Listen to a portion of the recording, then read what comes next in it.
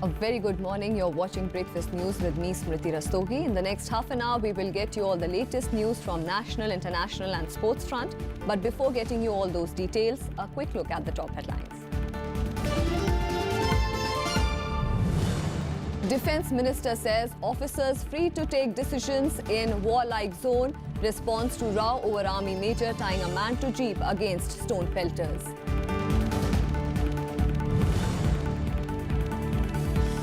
Fresh violence in Saharanpur in UP, 3 injured. Senior Superintendent of Police and District Magistrate suspended.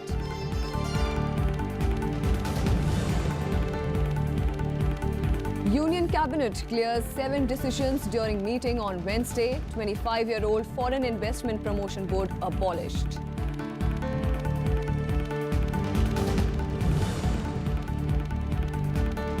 Three policemen killed and 10 others injured in 2 suspected suicide attacks near a bus terminal in Indonesia's capital, Jakarta.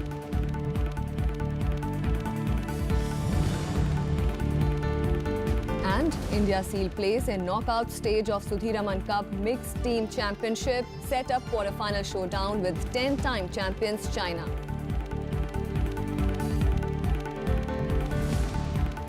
Defence Minister Arun Jaitley has said that army officers are free to take decisions in a war-like zone. Jaitley was responding to a controversy over a major tying a man to a jeep in Kashmir to shield against stone pelters. Jaitley said that military solutions must be provided by military officers and not parliamentarians. How a situation is to be dealt with when you are in a warlike zone, we should allow our army officers to take a decision.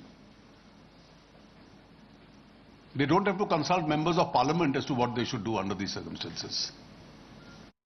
Jammu and Kashmir Chief Minister Mehbooba Mufti met Governor N.N. Vohra on Wednesday and discussed law and order, shelling along the line of control, infiltration attempts by the militants and other issues.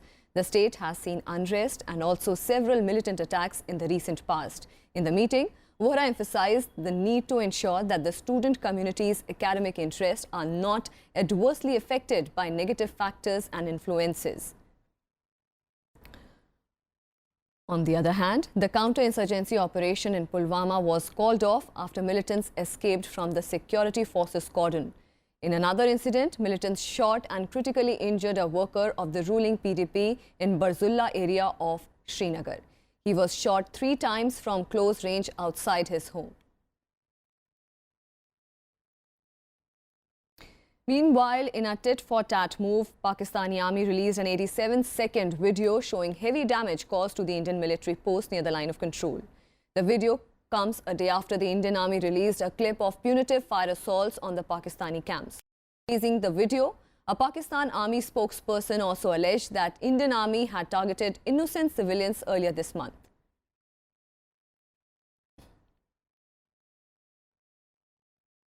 And on to the latest from the missing Sukhoi fighter jet. Helicopters and aircraft were pressed into service on Wednesday by the Indian Air Force to search for the jet. It went missing with 2 pilots on board over Tezpur in Assam. According to IAF, the search operation continued despite overcast sky and spells of rains and thunder showers in parts of Assam and Arunachal Pradesh, where the plane is suspected to have crashed. The Sukhoi 30 aircraft with recce capability is also being utilized for locating the missing plane. Apart from that, 4 groups of IAF personnel, 9 parties of the Indian Army and 2 teams from the state administration have been deployed for the search.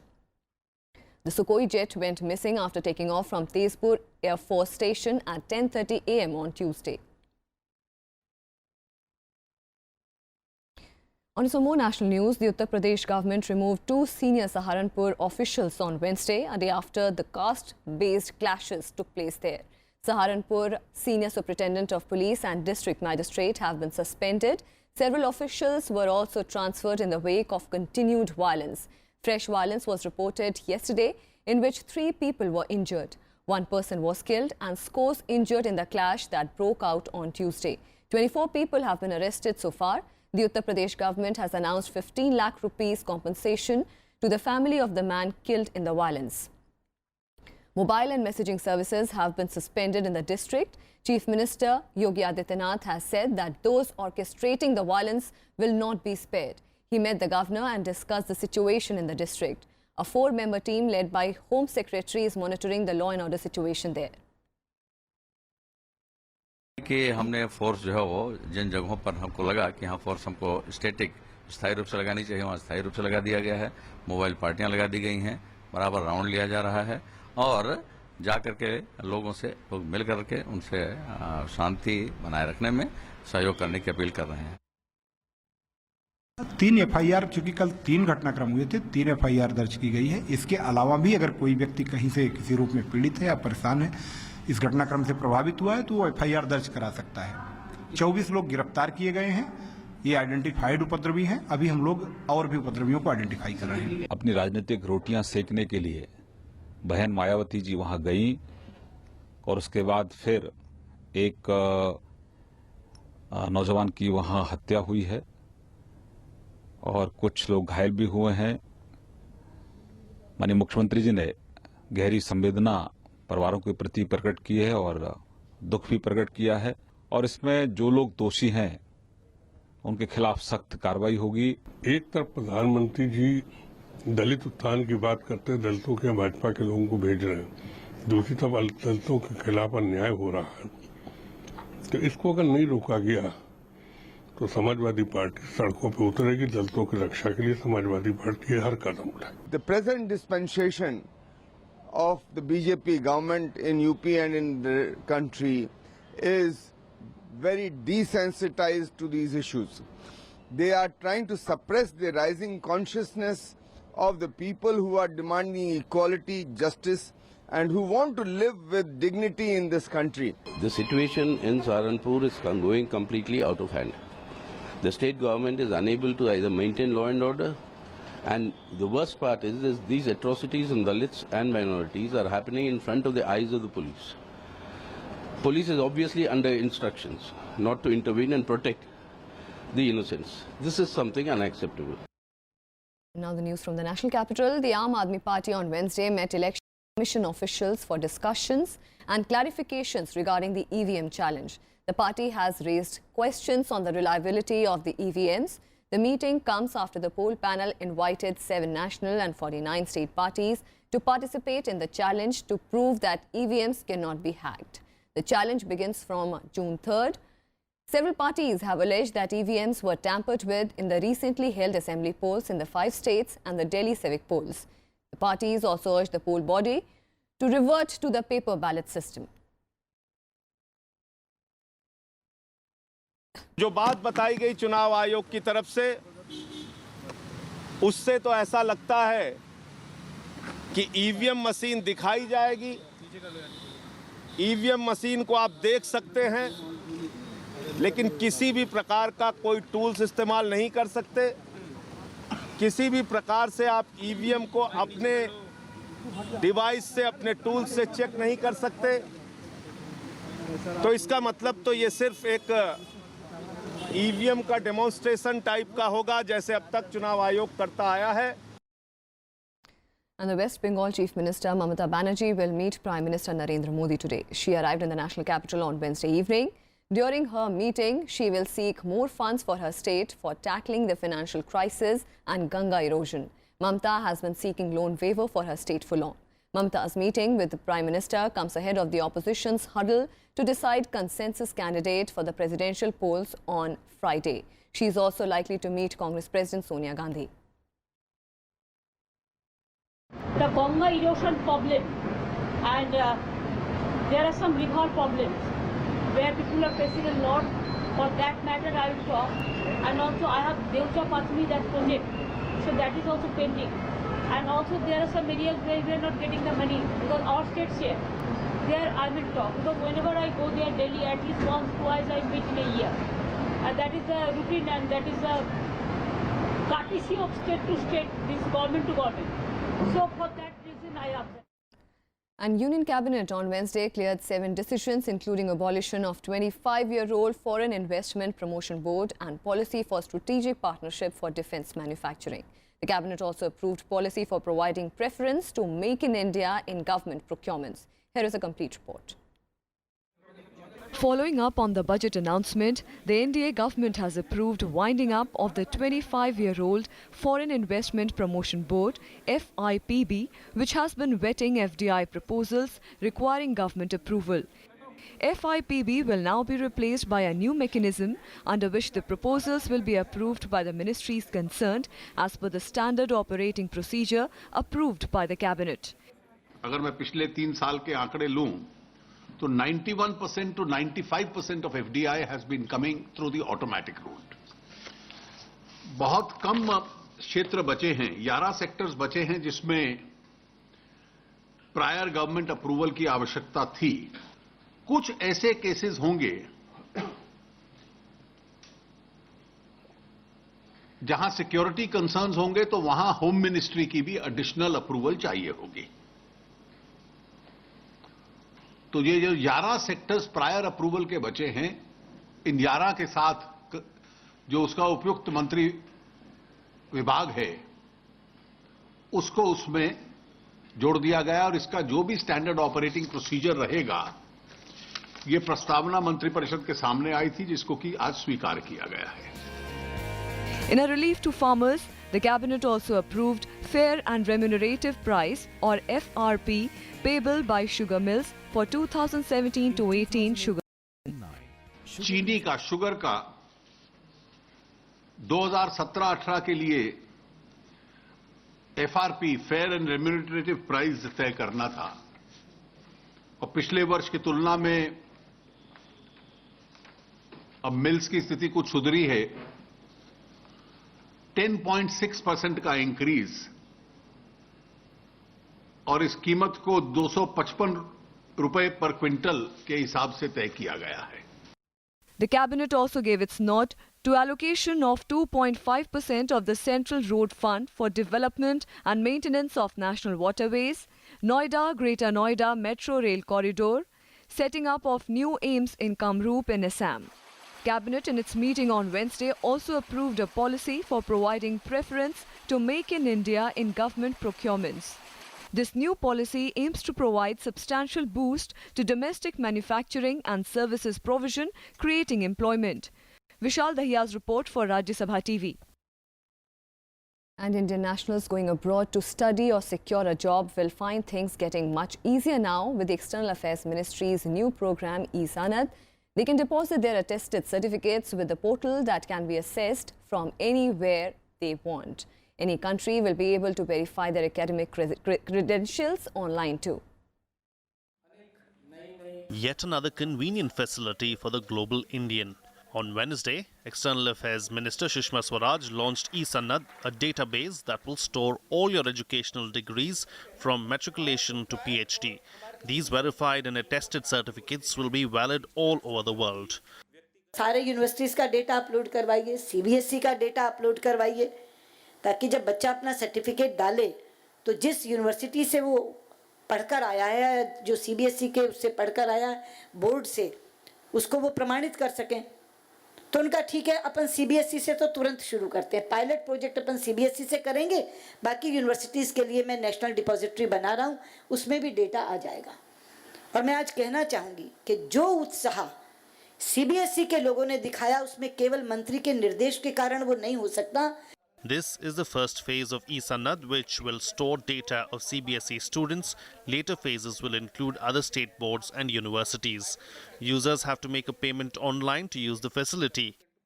कि सचमुच में मैं personally भी आपको धन्यवाद देता हूं कि आपने ऐसी एक सुविधा तैयार की कि अब ना पेरेंट्स को ना छात्रों को ऐसी दौड़ धूप करनी पड़ेगी. और इसलिए ये वेरिफिकेशन, ट्रांसक्रिप्ट, अपोस्टल अलग अलग काम के लिए अलग अलग शब्दों का उपयोग है, लेकिन मात्र एक ही है कि प्रामाणिक दस्तावेज मिले और उसकी किसी ने प्रामाणिकता की मोहर लगनी चाहिए और वो इलेक्ट्रॉनिकली यहाँ हो रहा है. e-Sanad was developed by the Ministry of Information Technology and its unit National Informatics Center. In the future, it will be associated with skill certification units to benefit workers trained by ITIs or other institutes.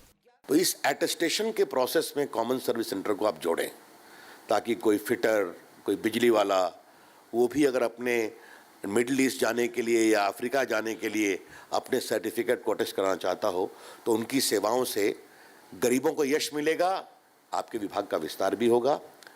Sushma ji के बारे में क्या कहा जाए, हम लोग की दीदी हैं, हम लोग स्नेह से कहते हैं उनको, और उनके मार्गदर्शन में काफ़ी काम किया है। Among the states, the Telangana government is taking the lead for the pilot project, which is in continuation with e-Madad and e-Migrate. Both were earlier projects of the Ministry of External Affairs. Coming in the wake of simplified procedures for obtaining passports, the new facility will be another blessing for Indians going abroad.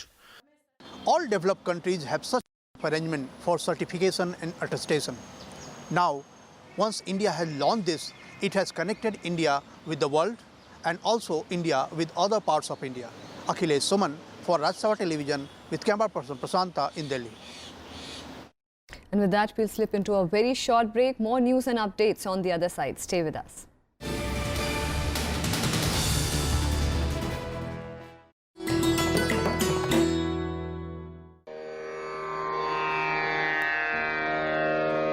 The sacred relics of Buddha were unearthed in Piprava in Uttar Pradesh. Buddhist monks from all over the world visit the National Museum to pay their respects. These charred bone fragments of Buddha are housed in the gold canopy gifted by the royal family of Thailand.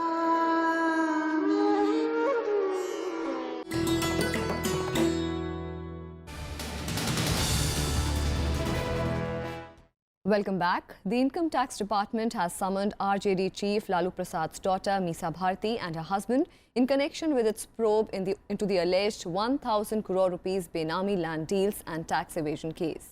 The Rajya Sabha member and her husband have been asked to appear before the investigating officer in the first week of June. The couple are alleged to have links with a firm which is suspected to have entered into Benami deals for purchase of a farmhouse in Delhi. The development comes after the ED arrested Chartered Accountant Rajesh Kumar Agarwal on 22nd of May for allegedly aiding illegal transactions involving Lalu's skin. Income tax officers had also conducted raids at over 24 locations in Delhi, which allegedly belonged to Lalu Yadav and his relatives through Benami deals. Meanwhile, the Income Tax Department has also said that it has identified over 400 Benami transactions and attached properties worth 600 crore rupees in about 240 cases. The department had last week set up 24 dedicated Benami prohibition units all over the India. It began initiating actions under the new Benami Transactions Prohibition Amendment Act 2016 from November 1st last year. Benami property includes movable or immovable, tangible or intangible, corporeal or incorporeal property which is in name of someone other than the beneficial owner. Immovable properties have been attached in 40 cases with total value of more than 530 crore rupees in Kolkata, Mumbai, Delhi, Gujarat, Rajasthan and Madhya Pradesh. The department has also undertaken searches on 10 senior government officials during the past 1 month. On some more national news, Telangana Chief Minister K. Chandrasekhar Rao has sought an apology from the BJP National President Amit Shah for his remarks on the funds given to the state by the central government. Questioning the accuracy of the figures provided by Shah on the funds given by the centre, Rao released the amount the state had received. Rao challenged Shah's claim that the centre gave additional 20,000 crore rupees annually to the state. The Chief Minister also offered his resignation if found wrong. Continuing his tirade against the BJP president, Rao said that the food eaten by Shah at the SC colonies during his 3-day visit to Nalgonda was prepared somewhere else under the supervision of a forward caste party functionary.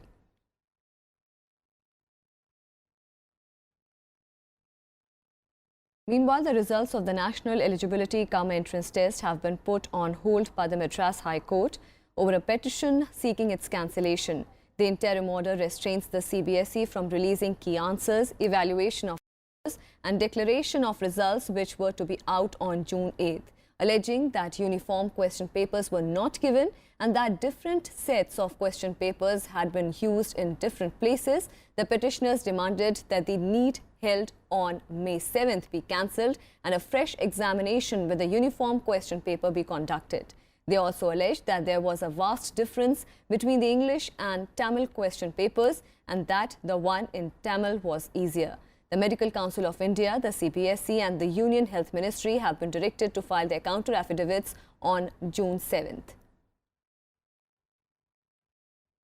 On to some international developments. Nepal Prime Minister Pushpa Kamal Dahal resigned on Wednesday, leaving a leadership vacuum just weeks before the second round of local elections. The leadership will now be handed over to the Nepali Congress leader, Sher Bahadur Deuba. The resignation honours a power-sharing agreement signed in August last year when Maoist leader Prachanda was elected as the Prime Minister with Deuba's support. The pact was to run the government on a rotational basis until elections to the parliament were held in February 2018. Nepal on May 14th voted in the country's first local level polls in 2 decades as the nation is taking steps towards cementing democracy amid political turmoil. The new government will be responsible for completing the remaining phase of the local polls, a precursor to national election due to be held by the end of this year.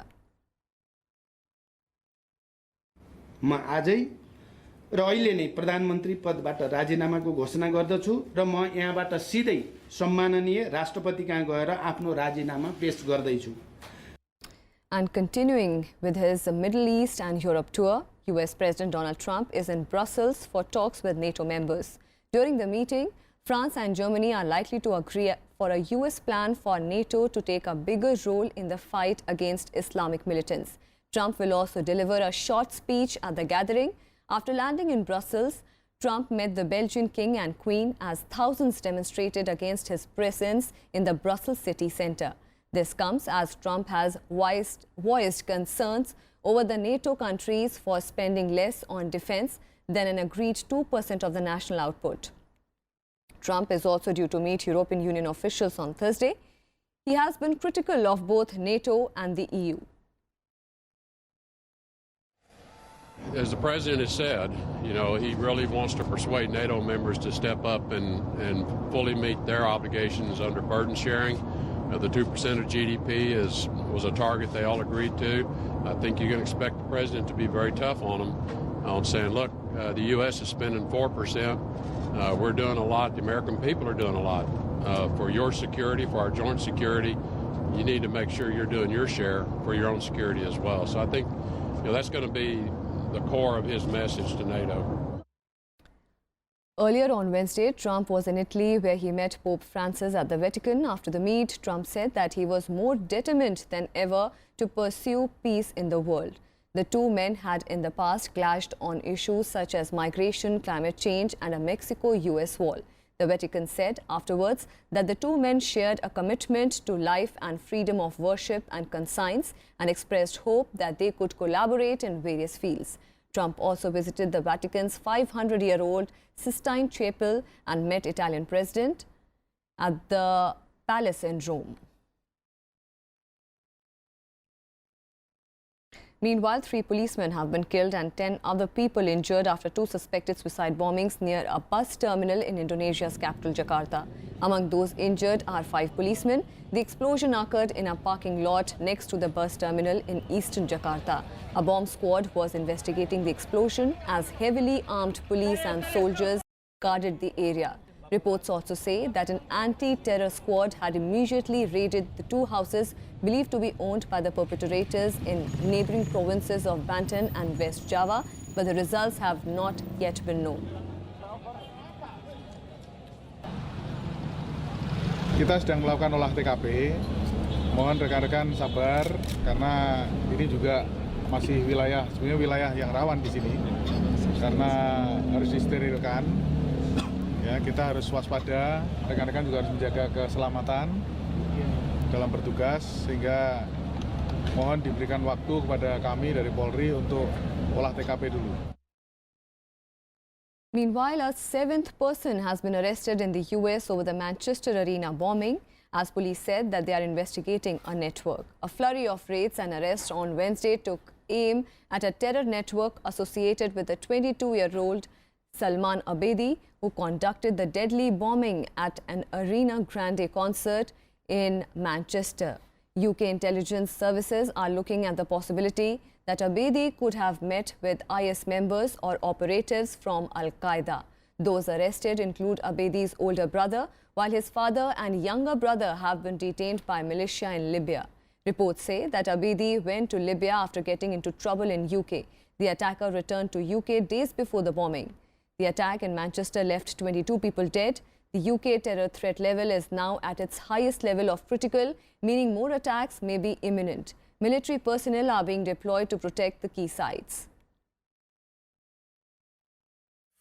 I think it's very clear that this is a network that we are investigating, and as I've said, it continues at a pace. There's extensive investigations going on and activity taking place across Greater Manchester as we speak. بعملية التفجير اللي حدثت في مانشستر، وبدون اني قمت فتحت التلفاز وشفت البي بي سي وورلد وتبعت الخبر ان قالوا اشتباه فقط، وبديت ننتظر في الاخبار لعند الصباح، ومن الصباح ما جابوش اي خبر. And on to sports news now. Hours before India left for England to play the Champions Trophy, Captain Virat Kohli said that the team's best chances of defending the title was by not burdening themselves with the prospect. Kohli said that the presence of players like Mahendra Singh Dhoni and Yuvraj Singh in the squad will add to the experience. Terming the Champions Trophy tougher than the World Cup, Kohli said that winning for India was the only thing that mattered to him. The tournament, featuring top 8 one-day sides, will start from June 1st. India have 2 practice matches to play ahead of the tournament against New Zealand and Bangladesh. The defending champions begin their Group B campaign against the arch-rivals Pakistan in Birmingham on June 4th. I think the first challenge is not to think about the fact that we are defending the title.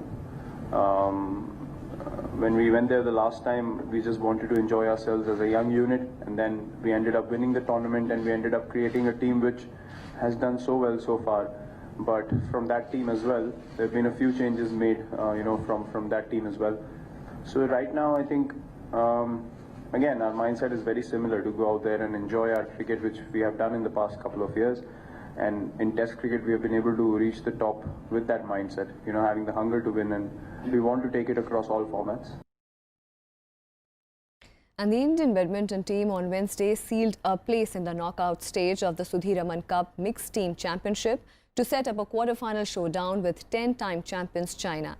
Putting aside their dismal performance in a tie against Denmark, India defeated Indonesia 4-1 in a do-or-die encounter, which helped them qualify for the quarter-finals at the Gold Coast. India, Denmark and Indonesia won 1 match each, but India qualified for the knockout stage on the basis of the numbers of the games won. Denmark, having won 6 matches and lost 4, topped the group, followed by India and Indonesia.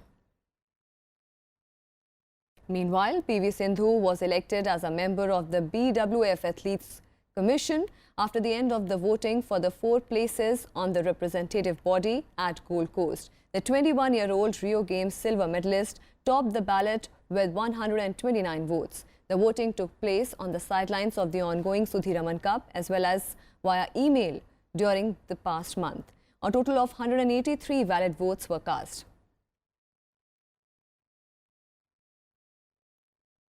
And that's all we have for you in this edition of Breakfast News. Keep watching Rajya Sabha Television.